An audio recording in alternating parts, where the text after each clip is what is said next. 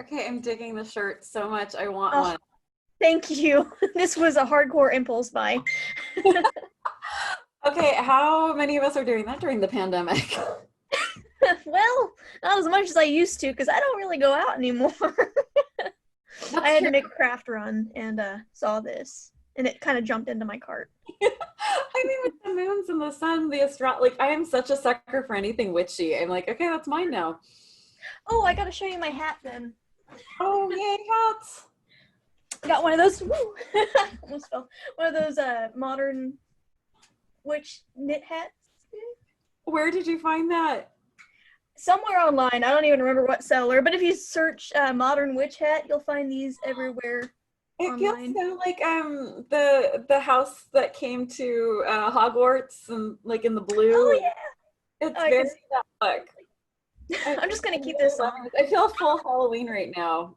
Oh yeah, yeah. This is. I am like the weather here is perfect. I Yeah, am you have so to ready for. Where are you again? I have like 3 brain cells and none of them are working. I'm in Indiana. That's right. Yep. That's right. We're in different time zones. I am curled up with my coffee, holding it gingerly. Yeah. Yep. It's about 1 p.m. here where I'm at, and it's beautiful fall day. I think the high today is in the mid 50s. I am so happy with that. Can I go visit you? We're 88 today. I think 90 is what our weather is supposed to be today. Not my favorite kind of weather. No, no, we're actually like working on our immigration papers still. We've been working on them since January. Oh, I didn't know you immigrated. But we're going to. That's the Okay. plan. We're leaving. We're done. I can't say I blame you. Yeah. I mean, like just from like a weather standpoint, if nothing else, we definitely need to leave the area we're in. So where are you headed? Hopefully, fingers crossed. We've been working for a long time on it, but we're heading to New Zealand. Oh wow, that'll be. Oh, that's my dream. Oh, I'm Right? so jealous. Ours too. The only thing that's killing us is I am a travel bug, and it does make travel way harder if we move there. Mm, yeah, I could see that. Yeah, but there's so much to recommend. My husband and I were looking at properties there all last night. We're I need a hobbit hole in New Zealand that I can just. You can come visit. I would love to. That would be amazing. We found this like piece of land for $100,000 that's like an acre, and it's 5 miles from the beach. And I'm like, I mean, that seems doable. Like Yeah. $1,000 seems doable for like it's granted in the middle of nowhere. Like you cannot work from there. But I'm like, I work from a computer, so Yeah. maybe you stay in Auckland for like 5 days a week and come visit on, like do what everyone does in England, live in the Lakes District and, the people come back and forth. Yeah. The beach. My dogs would be so happy. I'm excited for you. Good luck. Hopefully it all goes through well and you won't have to deal with this shithole country ever again. No, probably shouldn't say that. Met me? Have you listened to the show? I mean, just reading the newest um, decision handed down by the courts that was basically starting to attack the idea of gay marriage, and it's like, Oh, I haven't why? heard that yet. Oh yeah, don't look at Twitter today, please, just for your sanity. Like I have spent like the last 2 days in this horrible mindset, and like I don't know if you follow me on Twitter, but I try really hard to never tweet anything that I wouldn't say in front of my children. Like I work on, like I almost use Twitter as some sort of meditation and civility. Like no matter what gets thrown at me, I always try to pride myself that I will not say anything that I would not want someone to throw back at me later. And it's hard, and it's a good meditation exercise, but man, were people testing me on that. Like the amount of attacks I got on people about like, maybe he shouldn't be in a car that's hermetically sealed. And they're like, well, I know. it works so well, then you shouldn't be worried. I'm like, okay, so once again, for the cheap seats, masks are an important part of all of this. They are not 100%. So to do anything that was not like it's life or death if he does not leave this hospital, to just do this as a publicity stunt and put these people in danger was not okay. So she was like throwing all this stuff at me, and I'm like, you're assuming that I don't know people. Like she was denigrating who and then quoting who. And like, how, choose one. Either you think they're useless, or you think that I would respect them, but you're also assuming that I actually don't have any connections with who. I have friends who speak there. I'm disabled. I'm in doctors' offices all the time. I talk to doctors. I'm friends with doctors. I'm friends with surgeons. I'm friends with heads of hospitals. Like, really, you're making a lot of assumptions about me. And so then she went on for like the full amount of Twitter characters you can go, and then a few more, like, just could not stop with how, if I'm disabled, I need to stay at home, never leave, because I'm the problem. What? Okay. It was like this amazing, and she was so proud of herself for how logical she was being. Like, you could just, like, I'm like, wow. You know, it's like, I'm a pacifist 99.9% of the time. Yeah. What, man, do people test that shit? Like, wow. I'm disabled, so I should stay home and never leave it because I'm part of the problem. Like, well, you got your wish. I do almost never leave my house except to go to the doctors. And early voting tomorrow. Gotta do that. Where are you going? Wait, courthouse. So just checking in. Oh, hold on. Sorry. Have you had lunch yet? Again, with have you had lunch yet? That's the important question. Actually, I haven't, but I plan to after this. I had a late breakfast, so. So started like, I am so terrified of getting an Alexa or a Google Home. Like, that scares the hell out of me, but you got me to actually start considering it and researching it. That's so helpful. Like, I've got one in every Oh my god, you have the fattest cat. Oh yeah. That is the chubbiest, cutest cat I've ever seen. Oh, you just walked past. Like, the brown one to walk by, or the white one? It was in shadow, and it was like, if you had put a Swiffer on its belly, it could totally do the housework for you. I am in love with that cat. I want to draw the cat. Her name is Shell, and I got so concerned with her weight gain that I took her to a vet to get her checked out. And because she was fine before she got spayed, and then she got spayed and she kind of blew up. And I took her to the vet, and I'm like, can we like test her and make sure she doesn't like have diabetes or something? I'm very concerned. And they go, nah, she's just fat. It happens sometimes after they get spayed. Put her on diet food. My cat did the same thing when I got her spayed. She is I will affectionately refer to as Rubenesque. And it's not like this cat is not active. I mean, she is the scourge of all creatures in my yard, and she can climb up a roof, no problem. But she is what's a good word? Generously proportioned. Yeah. Yep. Yeah, And both my cats are pretty good size. I swear I have them on healthy food. I get the Blue Buffalo stuff, like the premium cat food for indoor weight management, and they still manage to be chompers. The only thing I can think of is she actually got adopted by another family. We, like, because she's an indoor-outdoor, like, we open up the doors, but the reason we got them is they're barn cats. Like, they're supposed to be keeping our rodent population down in the chicken coop, which they do a great job of, no problems, but they're indoor-outdoor. And we went, like, around the neighborhood. This was years ago when you could still go outside without, like, risking your life. But we went outside, and like the cute little neighborhood kids were out there in their yard, and they were like, oh my gosh, you've got to see our new cat. And I'm like, so how did that happen? I'm like, oh, she just coming around to eat, and we just decided to take her to, I'm like, did the vet check for the microchip? Like, no, we should have probably asked. Yeah, it's our cat. Give her all the love you want. She's wonderful, you know, no worries. Just send her back our way. We love her. She's well cared for. Like, it was so funny. And she's got this weird cat magic that I still don't understand. But when I'm dislocated, I thought at first she was being mean, but she would jump from any location in the house on whatever joint was in agony. And then she would start doing this with it. She would start making biscuits around like whatever's dislocated, and she would start like purring and drooling while she was doing it. And I thought it was like sadistic, but I think she was like actually trying to like relax the muscles around the area, because it actually started to work. It started to feel better. And this is what my weird cat does. I should have its own episode on Will.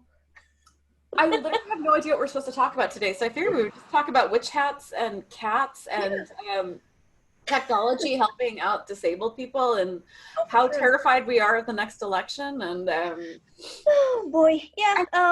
This episode is just going to be set on random. I don't know what we're doing today. I'm drinking coffee. I had a nervous breakdown last night so that I can sit here and talk. I'm all good.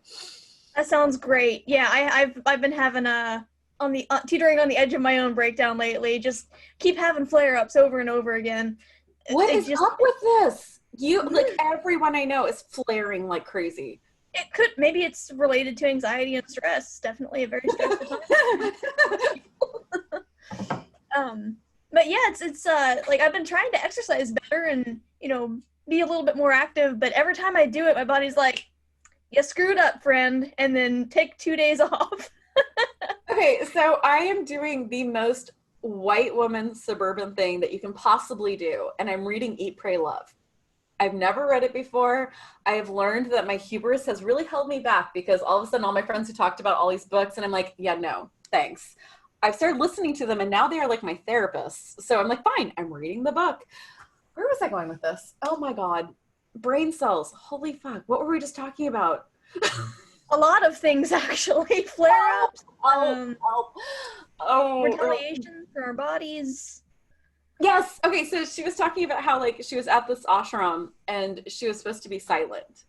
Like, she was like, I have made this big decision in my life. I'm going to be quiet in this ashram. I'm just going to, like, stop being so me, so social, so talkative. I'm going to have the silence. It's like, my universe was like, that's cute. Adorable. Good intention. Good, or she calls it good guess. She's like, good guess. You're going to be the faithful good wife. You're going to be quiet in the ashram. Good guess. That's cute. However, this is what's going to happen. And, like, I feel like that's what's happening with, like, exercise and, like, all my parenting ideas. Or I'm like, I'm going to start a family business so that my 13-year-old will have something to do since she can't do any outside activities. I will teach her return on investment. I will teach her design. We're going to work on this together. Yeah, universe, like, practice. Cute. Yeah. Great guess. That was, you know, we would have actually thought of that eventually, but no, that's not what's, that was a cute. Yeah. Yep. Yeah, and there's a lot that I've been wanting to do on the activism front too, and it just I'm not gonna lie, it's been a lot. It's I'm starting to feel a little burnout. I'm not like giving up or anything, but you get tired after a while. So I'm taking things slow right now because after the 14th of October, we're at the Rare Action Network for NORD. We're really going to be cracking down and starting plans for Rare Disease Day, which is the last day of February. So everything's going to be virtual this year. Usually we do stuff in person, but you have that open for public, so you live stream it so people can, like, watch it and chat in. Oh yeah, every day. We will social media blast that for you guys. Like, if you want to even, like, you guys could even send it live to us on our Facebook, and we can just, like, stream it also live on our Facebook. Well, thank you. Yeah, yeah. I mean, every state.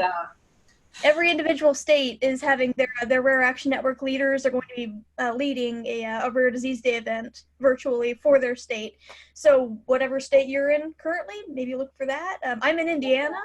Yeah. So thank you. I'll let you know when we have plans. Tell us what we can do to help. Actually, tell Eva what we can do to help. Eva's a good person to get shit done. She is the one who actually gets the thing done. I'm the one who's like, hey, we could totally do this. And she's like, can you...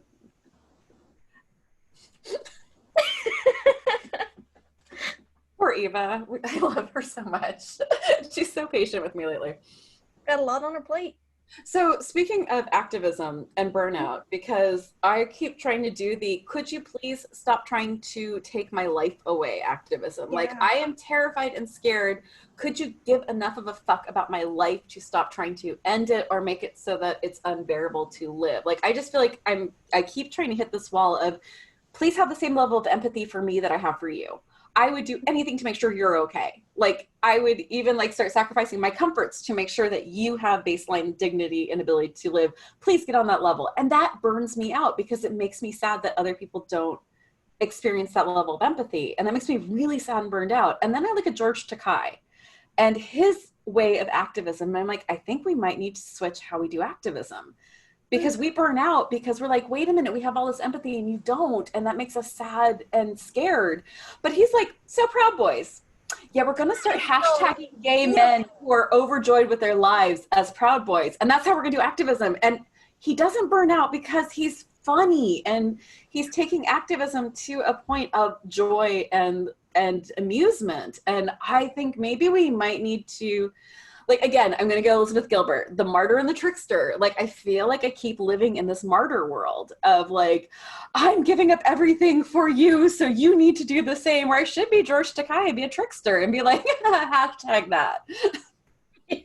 Yeah, man, I love what he did with the Proud Boys hashtag. That made me so happy to see why that was trending. I know, I saw it trending. I'm like, I can't even look at that. I can't touch it. I can't open that. And then I was like, oh, it's Monday morning surprise. Yeah. Oh, that was beautiful. I love that man. He is such a national treasure. Like, he is absolutely. He's wonderful. But yeah, there is a lot that we could talk about for sure. Because before we give me a direction, otherwise I will start rambling again. I was thinking before we got into the call, I'm like, all right, I don't know what we're talking about today, but here are some topics. And I thought topics to like have my little rapid hamster brain chew on. Well, I've been a big fan of virtual reality for a while. Yes, what do you think about the Oculus? Well, I pre-ordered the Quest 2, but I do have the original Quest 1 here. This is my baby. This is how I interact with the world these days because I don't leave the house anymore. But I actually did about an hour-long discussion group in a VR kind of a social platform called AltSpace, where I invite people to come in and talk about how virtual reality has helped them since they're homebound or disabled. And it's up on my YouTube. But it was a really great discussion, and I've just been really pushing for that hard ever since, because it really, when I got my VR headset, I got this for Beat Saber and Beat Saber only, which is a VR rhythm game. If you haven't seen it yet, you kind of swing these lightsabers to hit blocks in the tune of music. How do I, no, this sounds like it sounds like I'm going to dislocate my shoulder, but it sounds like fun doing it. Well, yeah, I mean, you could, well, I got this for Beat Saber, and that was amazing. Absolutely, I loved it. Helps me be a little bit more physically active. But after I got the headset and started playing around with it, seeing what all the cool, neat new things that I could do with it was, I discovered social VR, which I hadn't even considered. What? Really. Yes. No, what? Yes, social VR. So this is how I hang out with people now. There are a few different platforms that you can go to. The most popular by far is something called VR Chat. That's a bit more intense. It's people on there tend to be a little bit more outgoing, more in your face. I prefer something called AltSpace. Okay, now you're really scaring me with the way you're phrasing this, because all I can think of is exactly how I think this is going to go, and in your face sounds really bad. Yeah, that's why I'm not a big fan of VR Chat, because people there are a lot more excitable. But the one that I tend to... You really need to go into politics. This is the most roundabout way. Thank you. We are keeping this okay for children. Yes. Well, yeah, VR Chat, that's where you'd go if you want to hang out with a bunch of 15-year-olds. No offense. But AltSpace, wonderful platform. You can go on there. They have all sorts of different events. Anybody can host an event. I actually host a weekly chronic invisible illness support group on AltSpace. So basically, you'd strap this right to your face. Tutor this old bitch on this, because I need help. Oh no, I can't hear you. Any sense to me? Oh, sorry, you cut out for a little bit. Am I back? Yeah, I just got an alert saying my internet connection is unstable, which is weird because I've got very good internet. Okay, sorry about that. No worries. What was I thinking? I need your help with this. And can you start a podcast and start doing a podcast on tech and disability and teaching people some of this baseline stuff? Actually, that sounds like so much fun. Seriously, it does. No, I want you to do this so bad. And like our new podcasters are coming on doing 1 episode a month. So, and I'm actually thinking about going to only 1 or 2 episodes a month, because I literally cannot. Like, I had a nervous breakdown last night. I can't. Oh. But I would love for you to like come on and do like a once a month, like, we're going to talk about virtual reality and chronic pain. And like, because like we're so old school. We got the Daydream, the Google Daydream. And the whole reason I got it was so I could travel. Like, so I could go see Petra and see the Taj Mahal and do like the Google Street View. Like, it'd be so great for you to like talk about how like tech can... Yeah, absolutely. You know what? I'm gonna I've been trying to say no more often, but for this one, I want to say yes. If you want to, I will never pressure you. I know you won't. But I'll pressure you nicely. Yeah, because that is something that I am really passionate about. Is incorporating tech like VR to get people out of the house, quote unquote. I'm partially blind. I've got optic nerve hypoplasia. My vision is crap, but VR is one of my favorite things, which is kind of ironic. It's so, like, I don't think people understand like how, like, when I get like super passionate about virtual reality, they're like, okay, that's cute, you're techie. It's like, no, I'm sick. Like, yeah. These are things I can never do. I will never be able to go to Petra. That's never going to happen. And it's like one of the biggest passions of mine. Like, I would love to see Petra. Like, that's like one of my obsessions in the world that it exists. I want to see it, and I will never see it. This means I can kind of see it. Like, yeah. I don't think people realize how important virtual reality is to so many of us. I mean, it really is. Like, and especially, I mean, compounding the virtual reality aspect with the fact that we're in a pandemic right now and a lot of people are stuck at home. Even healthy people are having to find creative ways to get out of the house. We had Burning Man in VR this year. Literally the people that run Burning Man hooked up with AltSpace, which is the social platform I've been talking about, and they set up Burning Man in VR, and it was a huge success. I would have loved to have been there. I honestly, I'm just like, this is the most, like, two things that should absolutely have been together for a very long time. Yeah. Oh, absolutely. Comic-Con that way? Oh my God, Comic-Con is like my obsession in life, and another thing that I will never be able to do, I will never be able to go to Comic-Con. It will never be something I can do. But I would love to I would pay money for a virtual ticket. Oh yeah. Yep. Yeah, and there's I mean, if you want to go to VR chat, there are a lot of, and I feel like I'm crapping on VR chat. I'm not. VR chat is a wonderful community. People there are amazing. You can be exactly who you want to be in VR chat. Like, the trans community there is incredible because you can be whatever digital avatar you want to be. That's furries are huge into it too. I mean, I can't even, like, I can't even hold what that would be like how important that would be to be able to see and move in the world in your physical representation that is yours. Like, have you experienced 6 degrees of freedom before? The full 6D off? Or 6D, wow, 6 No, I know. I literally have a Google Daydream from the year it was made. That's my experience with virtual reality. Okay, on October 13th, be at the doors opening day of Best Buy or wherever, if you can, or have somebody do it for you. That's when the Oculus Quest 2 is being released. Okay, so I need $199 in the door. Okay, but is it something that you can do? Like, you can't do Google Street View on Oculus, right? Yes, you can. Yeah, there's an app called Wonder that lets you explore everything in Google. So I could just pre-order it right now, is what you're telling me. Oh yeah, pre-orders are available, but the pre-orders are backed up so far. They're not shipping until November, last time I checked.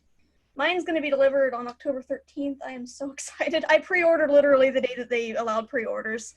I am pumped for it. It's a standalone headset. You don't have to have a PC or anything.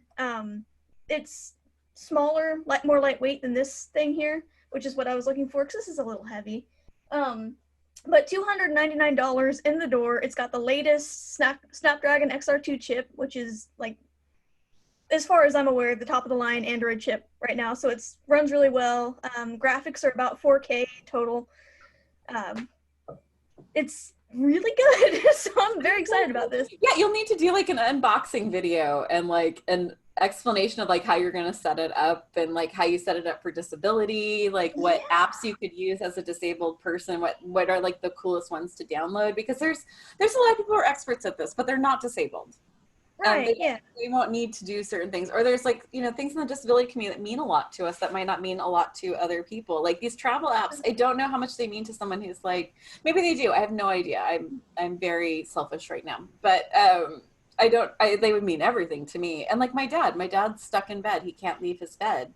And he would travel all the time. And I'm like, if I could get him into virtual reality so that he could see the Louvre again, that was his favorite place in the world. Like, if he could just move around the Louvre, he would be so, like, that would just blow his mind.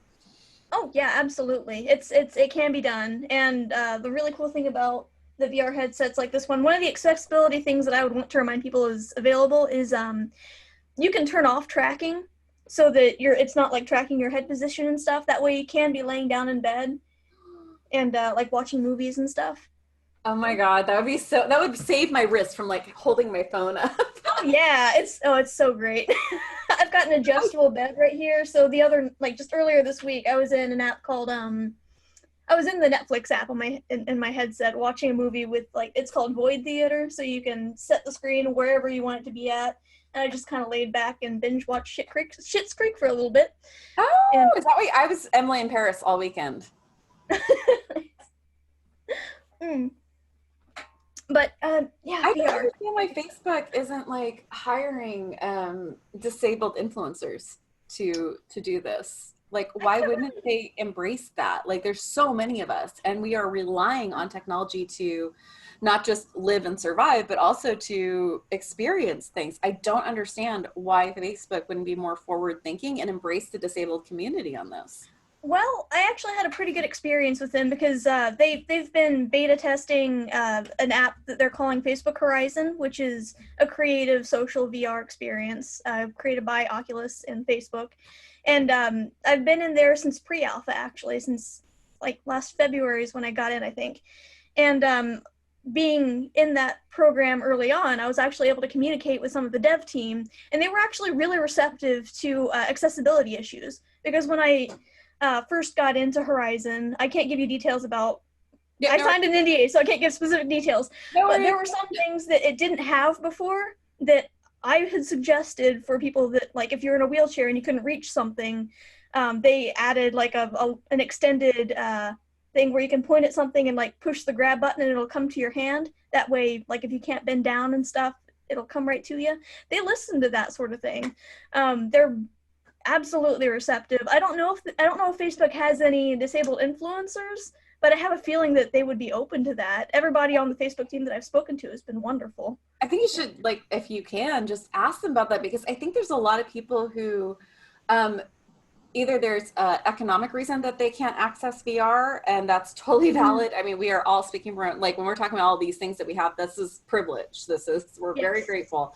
This is privilege. But I think there's also a lot of people who think this isn't for me. I don't understand how this works. I don't know how to use this. There's a lot of us who are older, thank you, who are very confused by this, but are curious about it. And I think if they started actually having people who are influencers on YouTube and social media using this as disabled people, or putting it in their ads, like actually having this as like a thing that people are doing, I think that they would get such a wide range of people who are on the fence, and even like healthy people who are like, I hadn't thought about using virtual reality for travel. It never crossed my mind, or I didn't know I could do this. I just don't see a downside to it. And I think that the buzz they would get for being inclusive would be huge. Oh yeah, I think so. And they're getting more and more accessible too. Like with $299, it's expensive, but to get your foot in the door with a standalone headset that works really well, I think that's going to help a lot more people get access to VR. And I've been really advocating within the National Organization for Rare Disorders for them to be in VR platforms. I've been really trying to get them to have a Rare Disease Day event in VR. I'm probably going to have one of my own on AltSpace. I did last year. But I've been like pestering them. I think Kristen's probably getting on, or I'm probably getting on Kristen's nerves as much as I talk about VR, but I've been really pushing for it. And there's another activist within NORD that agreed with me that, yeah, we need to make this a thing. We need to try to advocate for more access to VR for rare disease patients and disabled folks.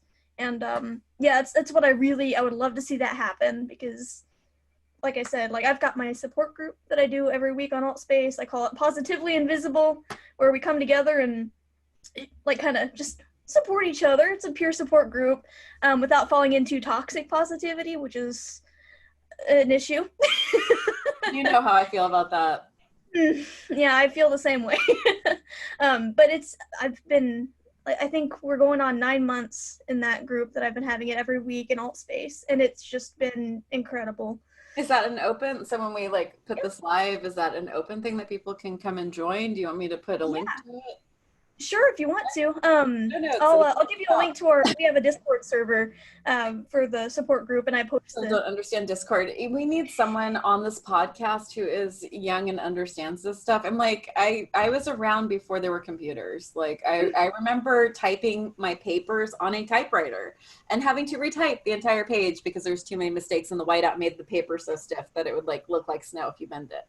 Like, that is how old I am. This all is I've got 70-year-old friends, 70-year-old friends on Altspace. So if they can do it, you can do it. I'm sure I could. I need help, and I need it not to be my 19-year-old who just shakes his head at me. Like, I need someone who does not make me feel bad for not knowing how this all goes. Yeah. Once you get the hang of it, it's like riding a bike. Sure. But you have to. I'll hold your hand. I'm very patient. Eva just put us all on something called Slack, and I'm like, I don't understand this. Like, I got email. I understand email. I even understand text messaging. Yay! Slack is a whole new flipping universe of something that just keeps reminding me I haven't done something, and I don't like things that remind me I haven't done things. Yeah, I have children for that. I have a spouse for that. I don't need my technology constantly telling me I haven't done enough. Yeah. All good there. Yeah, no, absolutely. Well, I mean, as for accessibility for Altspace, you don't even have to have a VR headset to get on Altspace. Oh, cool. They have what they call a 2D client that you download to your computer. It's you can get it on Windows and Mac. They just added the Mac version. So you just get around. I don't know if you've ever done any sort of computer gaming where you have to walk around, where you use the WASD key. I don't know if anyone remembers Kiros, but bless his heart, because he and his two husbands, David and Scott, they tried to get me to do World of Warcraft. They're like, for like your first gaming experience, they wanted you to do World of Warcraft. So I basically had some avatar that just stood around like it had just gotten a lobotomy. I'm done. Peace out. Done. Cannot figure this out. That's not a good first experience. I was so confused. I'm like, I don't know how. I've been trying to get my son to like teach me how to play like just video games, because okay, I'm not that old. When I was younger, there were video games and they had the controllers, but my parents are hippies and I was not allowed to go near them.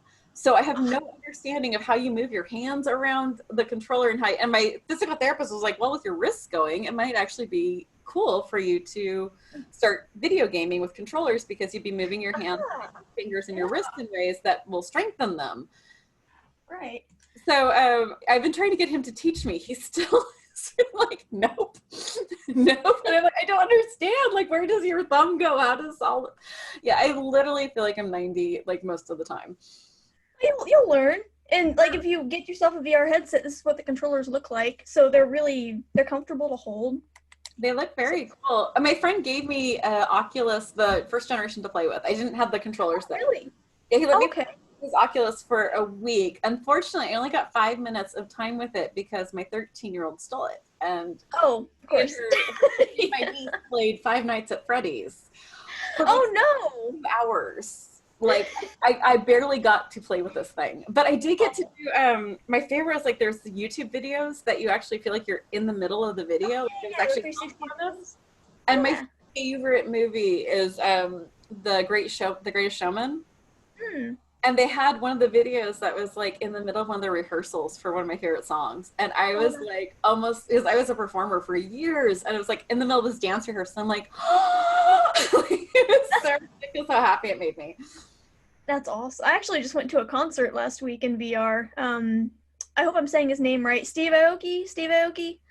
He does like EDM. He's done stuff with... Amos was the last like musician I really discovered. So you're good. I'd never heard of this guy before, but apparently he's got a huge following. I saw there was a free concert in Oculus Venues, which is, you know, it's another program made by Facebook that's kind of like Horizon that I mentioned before, in the sense that the avatars are the same. So you get to go to this virtual venue as your 3D avatar, interact with other people in their avatars, and they had this live concert from Steve Aoki. Did like a whole hour of EDM dance music, and everybody there was just dancing and having a good time. I kicked my own butt that night because I had to take the next 2 days off because I danced shamelessly for an hour and it felt amazing, but I made myself sick. Totally worth it. Amazing experience. Some things are absolutely worth like going to the map for. When I knew it was going to happen, as it was happening, I'm like, I can feel it already. I'm not going to stop because I'm having a blast. But no, VR is just, I can harp on that for forever, how amazing it is for people. Sorry for all the door noise. I have a cat who is like obsessively throwing herself at my door. Like, Oh, come here, say hi. oh, hey, baby. This Here, is kitty. Pandorica Eloise, and anyone who understands the name is like instantly my best friend. Like, I'm such a Doctor Who freak. It's bordering on the ridiculous.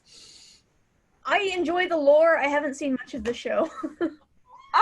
Do you have? What is it on right now? What can you watch it on? Is it Amazon? It was on Netflix a while back. No, it was on Netflix. They took it off, and that broke my heart. And then it went to, I think Amazon Prime had it for a while, and then they took it off.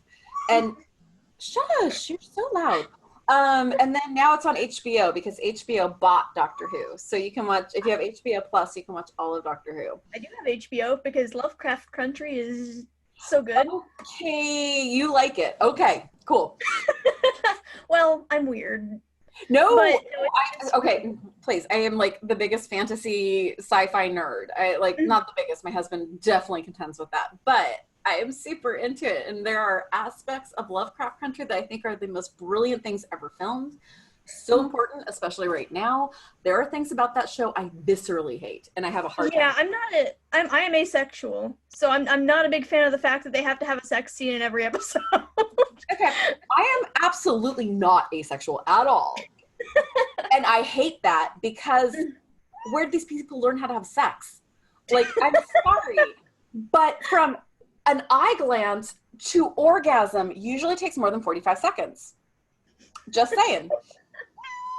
I don't mean to make you uncomfortable, but I actually, no, it's fine. but I think it's a health issue because we keep showing sex to young people and to people who are learning things as you just whip it out, put it in, and that physically damaging. That can actually physically hurt a person. And we are seeing an incredible increase in young women being admitted to emergency rooms with sex injuries that can actually cause bladder issues for the rest of their lives because people are learning how to have sex with porn. And now they're getting this on Lovecraft Country, which is written by women. And I'm like, really? If this is your experience with sex, can we please have a round table? Because I've yet to see a sex scene in that show that actually puts a nod towards there's a lead up. There's a few minutes you might want to spend on making the person excited, the other person. Like, it's just so, it viscerally upsets me because I'm like, this is not helping. A lot of puppies in that show, yeah. Yeah, and then the like 1980s slasher flick level of gore. Like, they have this brilliant storyline and they're making these amazing points and it's great writing. And acting is off the hook amazing. And then all of a sudden you have like Kool-Aid red blood splattered across the screen with someone's intestines that look like rubber balloons. Like, why? Like, last night's episode was this most horrifying thing I've ever seen because you have those two girls following with the finger and like no blood. And I was scarier than I've ever been in my freaking life. And then you have like giant monster and you have like body parts going everywhere. I'm like, not scared anymore. Why? Yeah, you know what? I definitely am. I'm less of a fan of. I'm not a fan of gore. I'll just go ahead and say that. But I do like the lore, and I love the commentary. Right, especially knowing like what Lovecraft was like especially knowing who H.P. Lovecraft was, and seeing this be like, hey, so we have lots of problematic people that created amazing worlds, that created amazing things. Here's how we can lens this. Like, yeah. And I love the way they did it. There's so much I love. There's so much I love about it. But like, there's like these two issues that I'm like, this is really upsetting for me. This is actually triggering for me. Like, seeing sex scenes like that, it's like, this is so obviously about one person's enjoyment of the act. And I've been in abusive relationships. This is not helpful. Like, and the worst thing is they're not being framed as abusive. They're being framed as desire. And I'm like, if you're going to show something that violent, please underline this is not about a two people who are enjoying each other. Like, this is violent, and make it clear about that.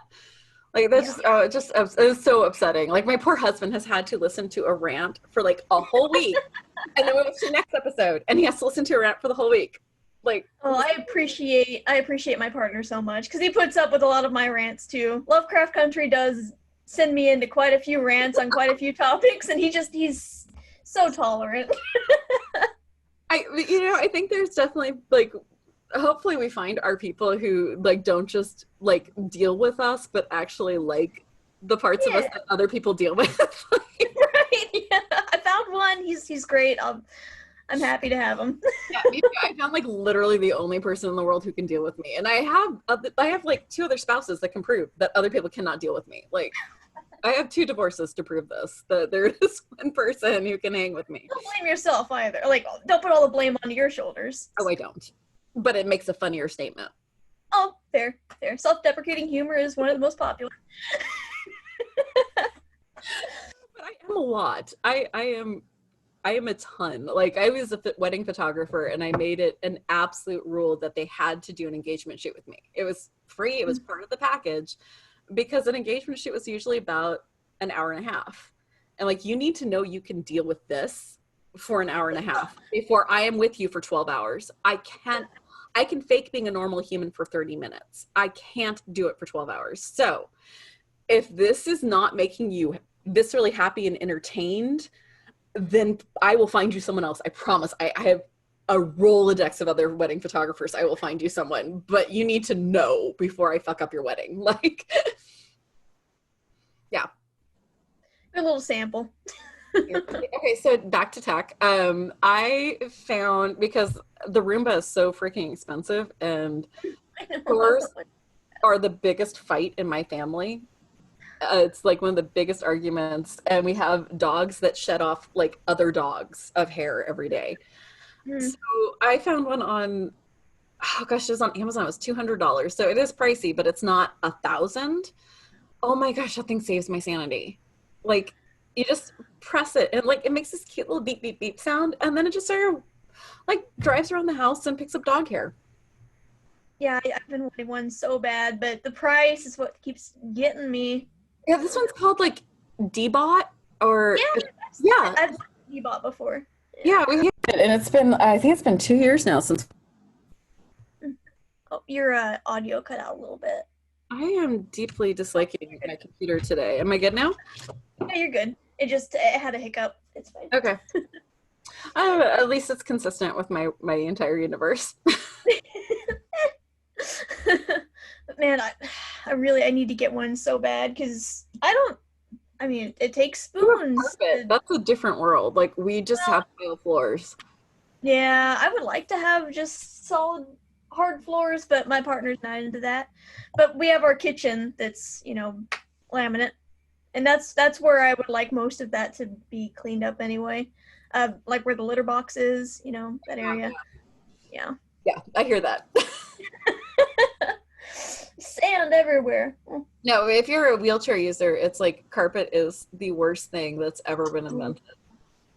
I can imagine. Depending on how much you want to build up your arms. Like, there is nothing that'll build up your arms like shag carpeting in a wheelchair. Yeah, I'm glad I don't have to deal with that, because that sounds like a big pain. I mean, you get Linda Hamilton arms, which is kind of awesome, but it's just one of those things about house design that, like, just sort of goes out the side. Like, people forget an office design, because my physical therapist's office, there's so much wrong ADA wise. This is the least of it, but they have this carpet with a really thick carpet pad. So it's like you wheel in, and my wheelchair just goes like a Atreus horse in Neverending Story. It just starts sinking. Oh no. Like, I'm already, like, winded by the time I got up to my, and now I have I broke down and bought a power wheelchair. Like, I was gonna be like the wheelchair user with the big cool arms, and I was gonna see it as a challenge to stay fit even though I wasn't walking, and that lasted like 6 months. I'm like, nope. Yeah. Nope. Yeah, I can imagine with the EDS that could. Oh, I mean, and just not even that. I don't think people who don't use wheelchairs realize just how exhausting the world is. Because the ramps where they're like, look, we're wheelchair accessible. My favorite thing is, like, all the store managers are like, wheelchair accessible. I'm like, great. I get out of my wheelchair. I'm like, I can stand for a few minutes. Sit and try. You try going up that ramp where your door opens outward. Let me know how it's for you. I can wait. It's fine. I took my pain meds. I'll sit here. You tell me how it's possible. Because I think that because it's like we have a ramp, it's like, okay, but I've had to wheel back 2 feet while holding onto your door and still balancing because you don't have side things. You just have a ramp. I can easily wheel off the side. And I now have to hold my wheelchair because I can't brake because I still have to propel myself forward into your office. Okay, that reminds me. I'm sorry. I am just okay. So I can this rant what you just said. about anything. Just give me a topic. I can rant. All right, I've got to tie this in because this is amazing. I just remembered this. What you just were talking about, the frustration of living, in a wheelchair, and connect that to VR. There's a new game coming out, a horror game, where you were literally in a wheelchair the whole time. What? Yeah, I'm trying to think of what the name of the game is. Let me do a quick Google search. So my husband, speaking of Lovecraft, my husband plays Call of Cthulhu on a YouTube channel. And he's been working with the game master on creating a disabled character so that people actually understand what everyday life is like and what things are when you are disabled. I think that that's going to be an awesome thing for people to experience. Oh, yeah, absolutely. Send it to me and I'll put it up in the show notes. Sure. Yeah, I think it's called Awake In. It's a wake and an inn, like a hotel, and you're like a doll in a wheelchair, and you wake up there, and it's a horror game, so you're gonna get spooked, but you have to navigate on the wheelchair, and like it showed in the trailer that I watched, somebody was like trying to wheel around, and you actually have to stop before you get to the nightstand to be able to reach and interact with things, and maneuvering in the wheelchair. If we keep erasing our experience, like if we make it fun so that people will actually do it, then they start looking around and understanding that, like it builds empathy. Like it used to be the only way you could really build empathy was to read books, to read fiction and understand someone else's viewpoint. Virtual reality is extremely exciting to me in the idea of building empathy. Have you heard of, there are a few VR experiences, one for disability for blindness called Notes on Blindness, that allows you to experience the world as a blind person, kind of artistically, in a sense. Very well done. And another called Traveling While Black, which... I mean, that's Lovecraft Country's best part of, like, one of the best parts of Lovecraft Country is, like, showing what it's like to travel while black. Yeah, that really, I mean, I thought that I had a good idea of what it was like. I didn't know shit. Right? I mean, I probably still don't, but I've learned quite a lot. That's the thing. Like, we are two white women talking about this, by the way. So please forgive us as we are, like, actually, like, going, wow, we didn't even know this. Like, please forgive us. We are trying to learn. But talking to my friend Tinu, who's on the podcast quite a bit, and she'll be actually starting her own podcast very soon.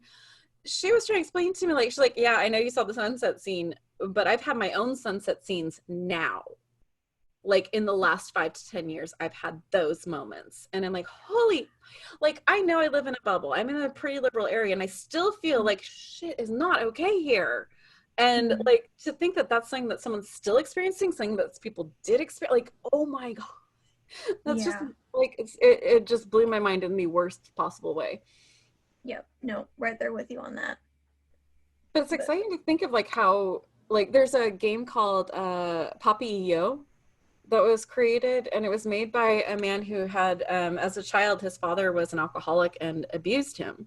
And this game is really interesting because you're a small creature and you're trying to get to different levels. And there's this really large creature and it's erratic. It can either help you get to the next level or it can throw you back to the beginning, and there's no rhyme or reason. You can't, like, reason with it. It will either it's very just random, but you can't get to the next level without its help. And it's to help people understand if they are someone, what they're doing to their children. Like, okay. Yeah, it was built for that. And I'm like, this is such an exciting idea for game designers to create games that help people understand their own behavior and the behavior of others and what other people are going through. Like, the empathy that can be built in game design is just, it's amazing what we could do with good game designers. Yeah, like there's a game called Hellblade: Senua's Sacrifice, which is an action game, but it's absolutely beautiful. The cinematics are amazing, and they actually worked with professionals in the mental health industry, in the mental health field, I should say, to create empathy for what it's like to have schizophrenia. Wow. That game. It is an absolutely incredible experience. That's amazing. Also available in VR. That is so cool. Like I remember seeing a TED talk with a man who had schizophrenia discussing what his life was like, what his day is like, why he is not something to be afraid of, and how he manages things. And it was like such a mind, because you're taught that this is a dangerous disorder.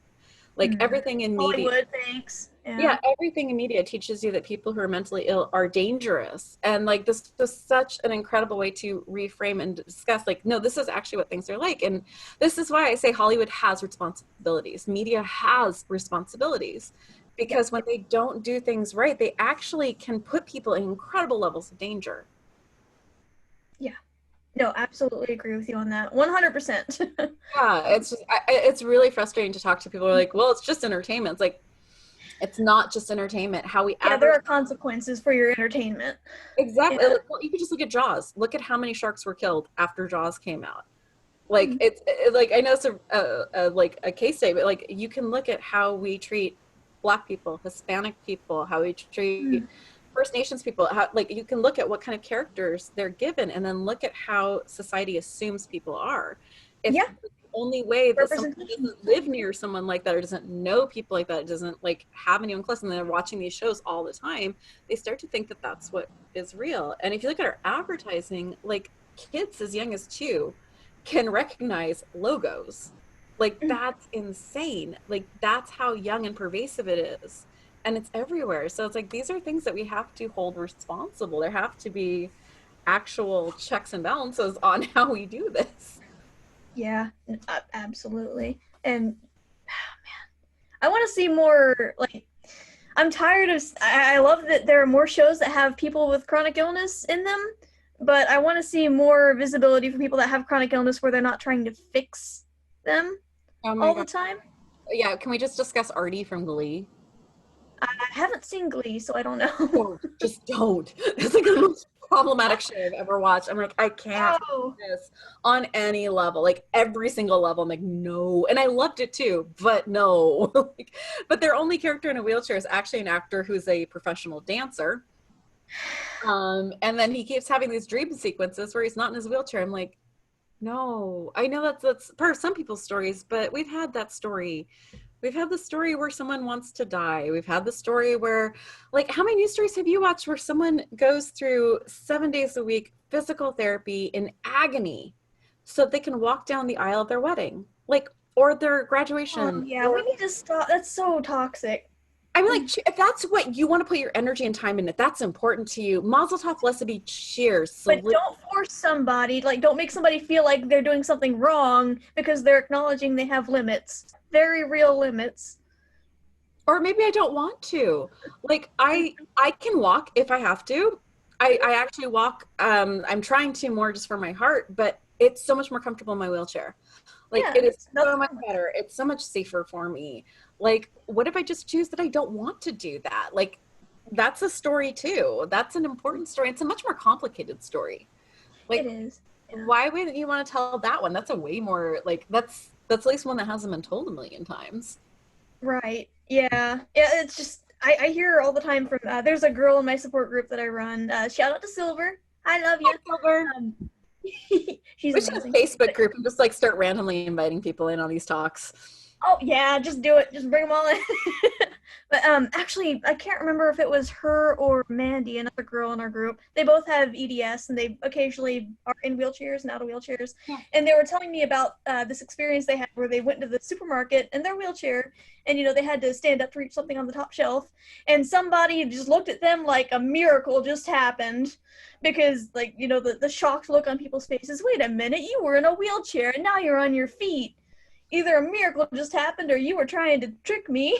Oh my It's just God. ridiculous. People I don't can, understand. like, for the first 3 years of like actually admitting my disability, actually using canes, actually using my wheelchair, I lived for 3 years in constant terror of that moment. Like Yeah. just absolute sheer like mind-bending fear and changing my behavior so that that wouldn't happen until I just was like, you know what? I don't care. You can say what you need to say. You can take your picture. I'm done living and worrying about this. And like we had that experience at is my kids are pretty snarky too, which they're two of my favorite human beings in the world are my children. And we parked in the disabled parking space, which I absolutely need. Thank you very much. And I got out of the car and I was waiting because my son always runs around and gets me my canes or my wheelchair. Like they have a fireman's drill that like my kids and my husband all do. And I was standing there leaning against the car and this woman came up shaking with rage. Like she was so mad. And she had her finger right in my face and she was just ready to start yelling. And my daughter just came up and she handed me my canes and I put my hands in and I said, "Are we good now?" And she walked off and I was like, okay, so that was what I was afraid of. That was the moment I was scared of happening. It's happened. Okay, Mhm. that's fine. Okay, now I'm good. Like it's so weird. Sometimes you have to like actually have the thing that you're scared of to happen to stop caring so much that's going to happen that you change everything. Yeah. And I think that's a lesson that a lot of us probably need to learn. It's 'Cause so hard. You remember when that meme went viral of like the woman standing up to grab her vodka and it was like miracle on aisle 6 and like everyone was posting I that and haven't seen that one, but that's terrible. it's probably about 3 or 4 years ago, maybe even 5 years ago. I'm old and Mhm. I mix up my dates, but that was everywhere. You could not like open up your browser without like someone posting that as the ha ha ha. Look at all these like. It's like you really don't get how this works, and it's not their fault because they were taught by media, by everyone, by everything they've ever known. If they weren't disabled, that That's if you're what a in a disability wheelchair, that's looks all you're in. like. That's all you do. That's all you can be. It's not that there Yeah. can be gradations. And I think you probably experience that with blindness, right? Like where people hear, "Oh, you were blind. That means you can't see anything." Right. No, Ever. I'm technically like I'm 50% blind. My peripherals are just they're not there. So But people don't understand gradations. Like they, right, yeah. they see one thing and they're like, it's all that thing. And it's like, there's grades. There's. And sometimes Yes. those grades change. Like if you have Ehlers-Danlos, Day to day. your Yep. abilities change like minute to minute. Like I have, and that's why I got so mad when I forgot which person it was, but it was some celebrity posted this video of a person at an airport who had asked for pre-boarding, and then when the pre-boarding happened, they were like limping up to the person. Like, look at that. That's obvious. They walked up there with no problem. And I'm like, you have no idea how fast your bones can shift. Let me tell you, I have actually walked places. And then my husband has had to go back and get my wheelchair because I took one step and the whole ankle bone shifted out. It happens. Yeah. Yep. Like, That's rush to judgment is so insane. yeah, no kidding. And especially in cases like I mean EDS definitely falls under this umbrella, but invisible disabilities where you just don't have um, mobility aids at all. Like with my condition, I can experience extreme vertigo at the drop of a hat. Just I hate vertigo. yeah, which happened last week. That was fun. Oh, But just extreme fatigue and just exhaustion. There's really no visual tell about it. So people, there's another girl that has my condition that actually she drives, so she has a disability plate, and she parked in a disability or in a handicap parking spot. And on her way out of the store, some helpful citizen saw her walking to her car and stopped her and demanded to see her proof that she's disabled. And she was experiencing symptoms and just wanted to get home, but he was yep. detaining her. After I read her story, I made these cards.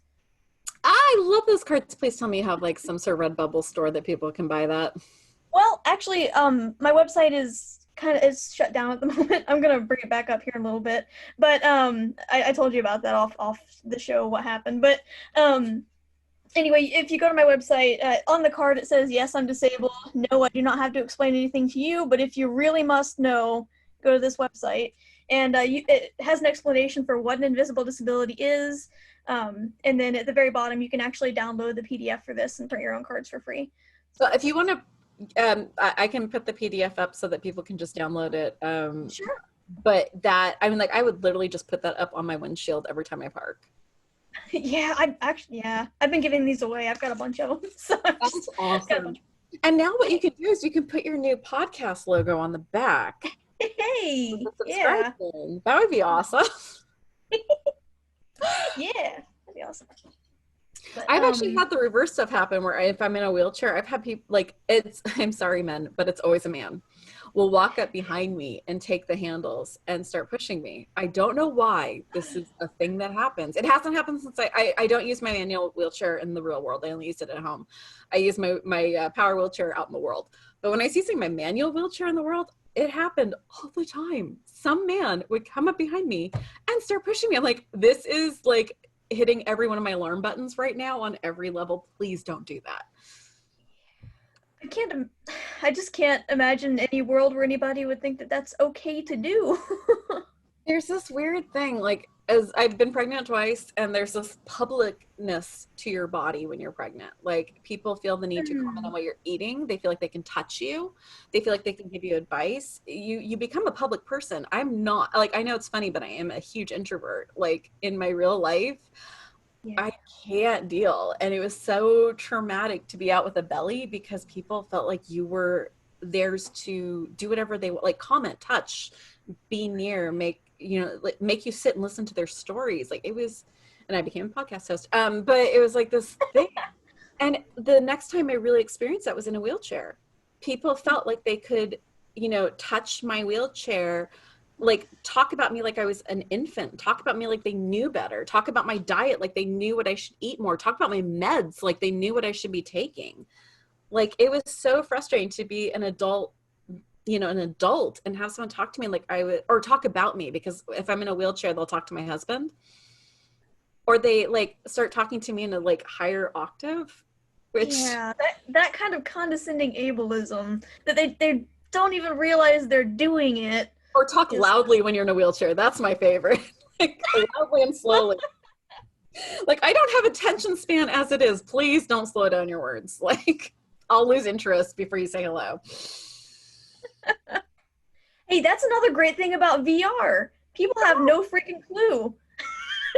And you get treated like a normal person. Except, well, sexism is still an issue. When is it not? It's even worse in VR somehow. Like, I was just hanging out in venues the other day. You're going to enjoy this story. This is a fun one. So I wanted to see, I've never experienced... All right, so there's a new game that I wanted to check out, and there was an esports tournament going on for this game within Oculus Venues. So I went to go check it out to watch and see if that might be a game that I would enjoy playing. I go in there, a few other people in the room, and then this guy walks up to me and he goes, "You're the only girl in here." And my first thought is, thanks, I wasn't aware of that. Thank you for letting me know that I'm a girl. That's a revelation. That's a very important revelation. And then he went on to tell me about all these times where he had asked girls out and they had turned him down. Like, it was my job. What? No, that's shocking.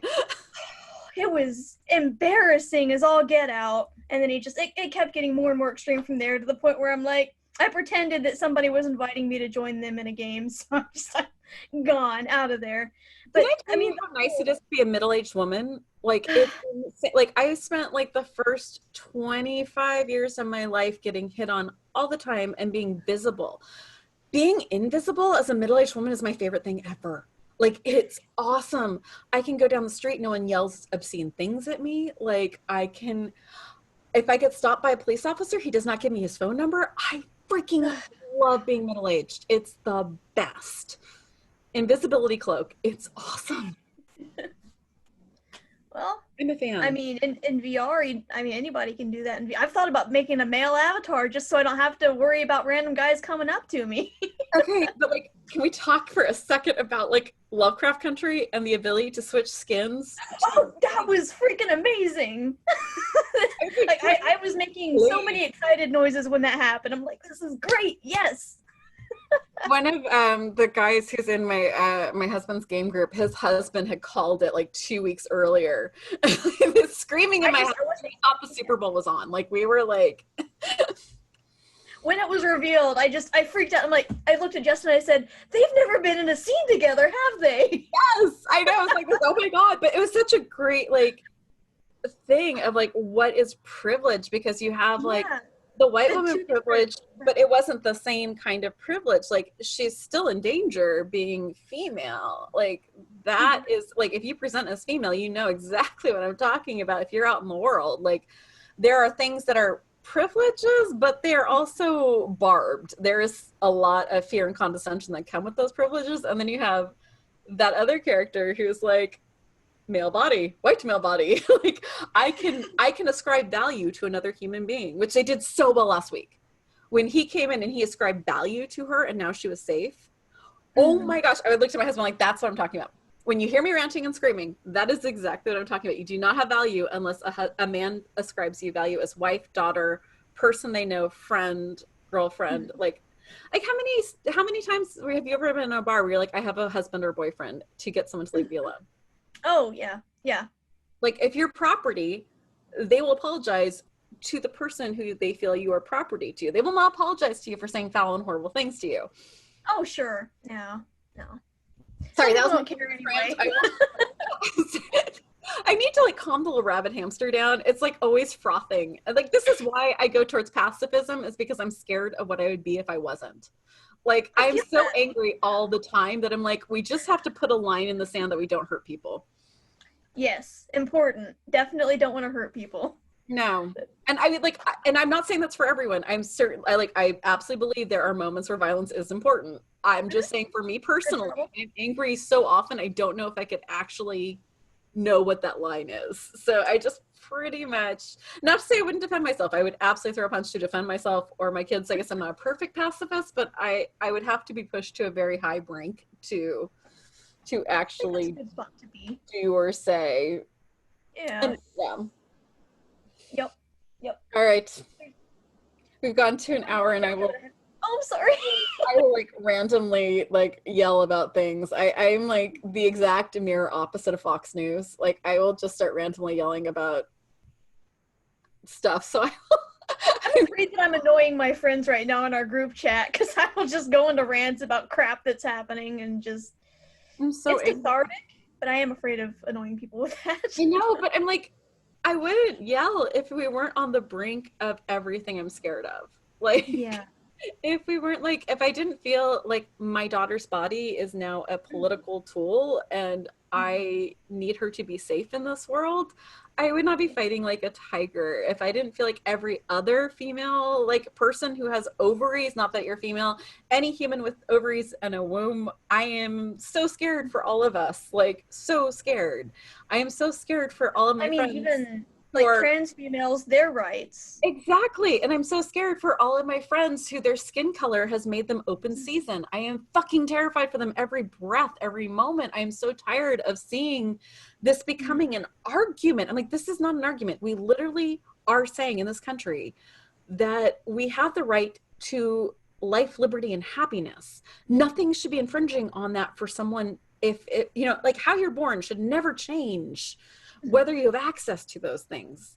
And I'm so tired of the tactics that are used to strip those things from people because of how they're born. I'm livid all the time. I'm so, like, Bruce Banner, I'm always angry. I'm always like, I'm always so mad about this, because in my ideal world, everyone has rights. Everyone, justice. We have clean drinking water. We have clean air. I don't die because I can't afford my $14,000 bill to the hospital, which, yes, that was my bill, $14,000. This is what I want for the world. I want that. I don't understand how that is controversial or political. I don't think anything about that is political. When you have people that still don't believe systemic racism exists, you're going to have these issues. Yeah. It's amazing how much those people look alike, right? Like, I'm just so impressed at the similarities that people who believe that that doesn't exist have. Yeah, there's just so much disinformation, just so much tribalism, to the point to where it's difficult to explain the existence of something like systemic racism, because people have been brainwashed to the point where they believe that if they believe systemic racism exists, they're going against their whole tribe. Yeah. and they have to switch teams, and like it's not like, it's not more important what team you're on than sticking with your values as a person in this world and hoping that everyone else has, like, that's what I was trying to explain to, like, I have a very conservative family, and trying to explain to them that I understand how much they love police officers and how happy they are that when something goes wrong, the police officers come and help them.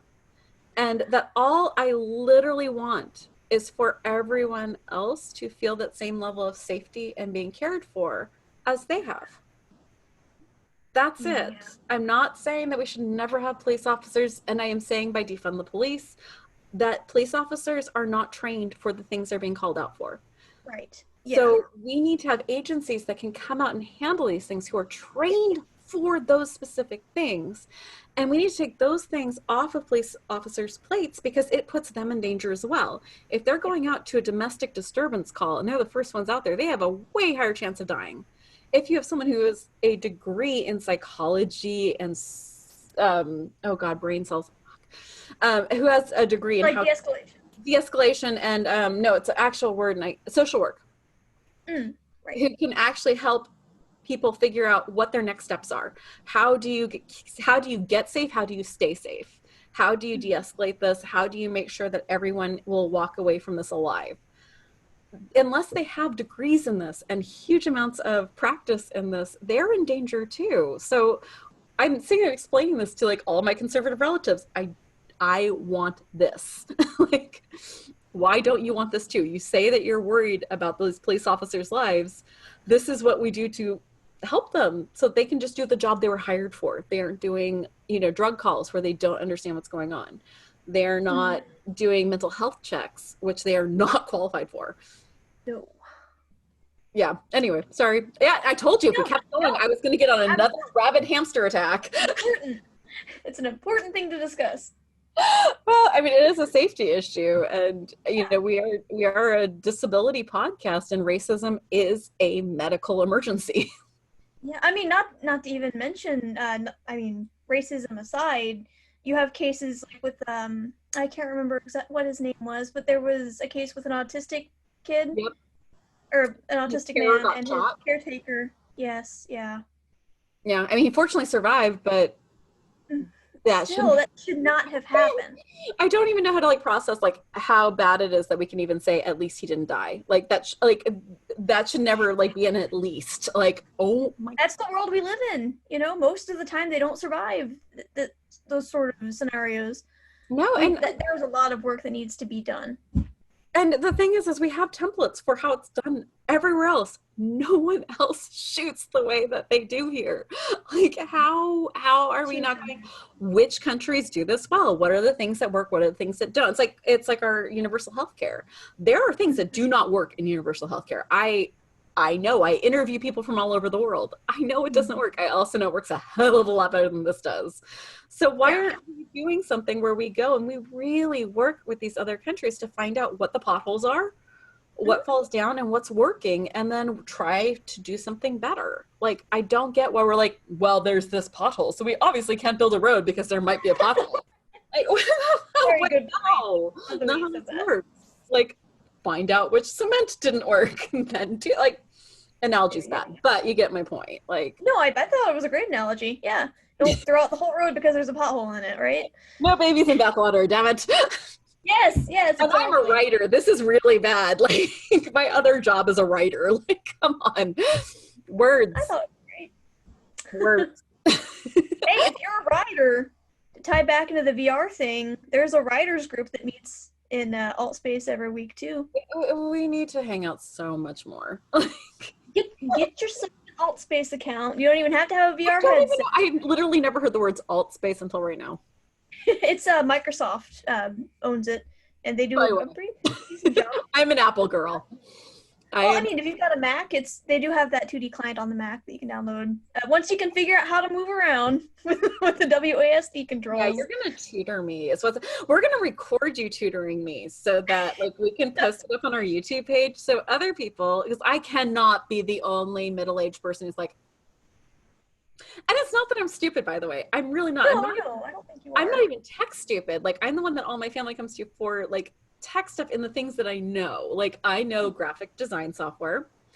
I know lasers. I know what I know. It's learning the new stuff that I'm like, this is a lot of computer programs I'm learning right now. Like, I just broke up with Adobe, so I'm learning Affinity, which is really? But it's not the same. So I'm having to learn like all these new tricks for dealing with Affinity because I refuse to be held financially hostage by Adobe anymore. Yeah, I feel that. I'm still paying $10 a month for Photoshop. Okay, so I get that. And that's actually not terrible. It's bad and it's not okay, but it's not the worst.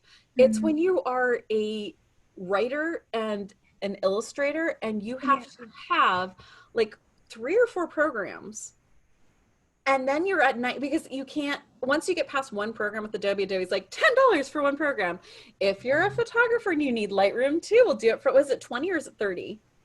I don't remember. I know their bundle packages can go up to like, I wanted to get one for Premiere because I took a college class in video editing. I'm not bad at it. So I wanted Premiere, but I think it was going to be like $30 for a bundle that had Premiere in it. I couldn't agree to that. And then like once you get past like 3 programs, because there's other programs I also needed for other things, it goes to like almost $100, or it did a while ago. I don't know what it's at now. But it was, and then so like I worked with them and I got it down to like, I think I got them down to, if you argue with them, you can actually get them to drop your price, which I found out, which is lovely, but I still wasn't going to pay $30 a month. So the only thing I was waiting for, because I was working with their publishing software a lot, and Affinity finally came out with Affinity Publisher. That's when I broke up with them, because you can buy Affinity year round for, I think it's $50 a program. And they don't charge you for updates. Nice. No update charge. And they're incredible programs. Like I will sing their praises. Affinity Designer is way more intuitive than Adobe, but you still have to learn. But it's really cool. And Affinity Publisher is like so easy. I learned it in about like, I don't know, like 3 or 4 hours I got it. But it's crazy to have to learn all these new programs, and but oh, by the way, so if you wait until December, you can usually buy them for half off. Oh, nice. Yeah. And they update all the time and you get free updates. So, which is way better than when I was like a photographer and I owned Adobe Photoshop, which I bought for like $500. And then every update I had to pay $200. Like, it was insane. Oh, really? Charge. Oh, that's so brutal. And then if you're an artist, I know everyone kind of learned on Adobe Photoshop as digital artists, but it's not made for that. And it's super clunky and frustrating. It's like, there's like Procreate just like did this like worst name ever, I know, but they just put out their 5X. So if you bought Procreate for, I think it's $10 to buy the app, and it's the best art app, but everyone's like waiting for certain features and they just released them. And if you bought it, they just give it to you for free. And it's like, oh my gosh, this is the best thing ever for digital artists. I'm so in love with it. I've got this Wacom Cintiq. I'm actually a digital artist. I'm so drooling over that. I could never afford that.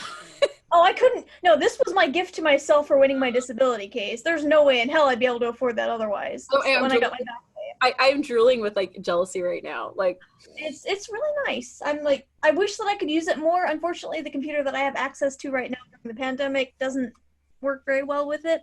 This is so I had to like wipe dust off of it, which makes me very sad. But my like Procreate app like all day like that. I haven't tried Procreate, but I need to look into it, because I've seen a lot of the artists' work, like when people will post their art and say, "Look, I made this in Procreate." It looks amazing. It's so good. Like for a long time, it was a really good app, and it was what professional digital artists would use to do their first round of sketches, and then they'd put it into Adobe and then finish it off there on their Cintiqs. That is not happening as much anymore. People are just using Procreate as the only thing. I'm gonna have to look into that. I've got a Skillshare subscription. I could learn. Oh my god! Do you know how much I love Skillshare? Like, I'm on Skillshare all the I accidentally bought a year of Skillshares. I did too. I was like, oh, I'll try this 3-month thing. And then I was like, oh, I just got charged 100. Oh, well, do I really want to fight that or am I going to use it? I was like, I will. I figured I'd probably use it, but I went ahead and canceled the renewal, so I'm not surprised with another. That's what I did. Yeah. But I like, I'm an education junkie. And so like I bought the Skillshare, which is the one I use the most. I use Skillshare almost every day.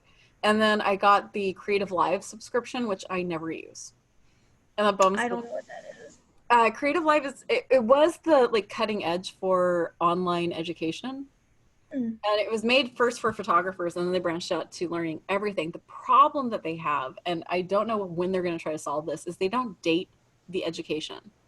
So you'll have someone like, this is how you make an Etsy store. And it's like, but that's 10 years old now.